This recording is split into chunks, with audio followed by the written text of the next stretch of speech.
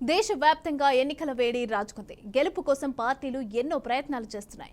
ఓటర్లను తమ వైపు ఆకర్షించుకొని తమకు ఓట్లు వేయించుకోవడానికి అభ్యర్థులు పడరాని పాటలు పడుతున్నారు.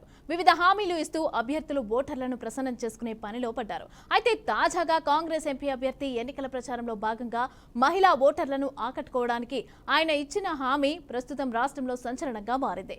దీనిపైన పలువురు విమర్శలు చేస్తున్నారు. पत्र में कर दिया है तो आप इस बात को देखो, आप लोग ताकत के साथ काम करना, ये मेरा आप लोगों से कहना है। सभी भाई ने राम राम, जय राम जी।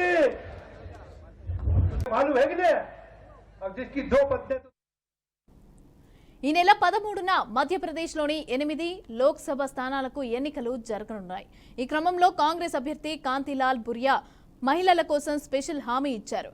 రాట్లం లోక్సభ అభ్యర్థిగా పోటీ చేస్తున్న ఆయన తాను గెలిస్తే మహాలక్ష్మి పథకం కింద అర్హులైన ప్రతి మహిళకు నెలకు 8,500 రూపాయలు ఇస్తాను అని ప్రకటించారు.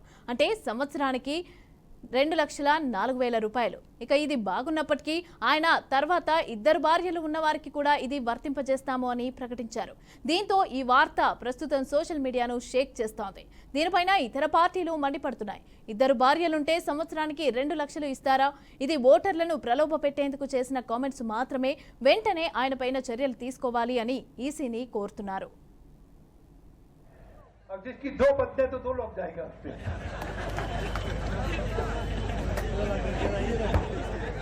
तो कांग्रेस ने हर महीने 18,000 रुपए देने की बात कही है और मजदूरी अभी 200, 300, 400 रुपया मजदूरी हमारे ग्रामीण क्षेत्र के सरकारी और गैर सरकारी 400 रुपया आपको, बिजली फ्री, जमीन का पट्टा आपको, पुराना कर्जा माफ।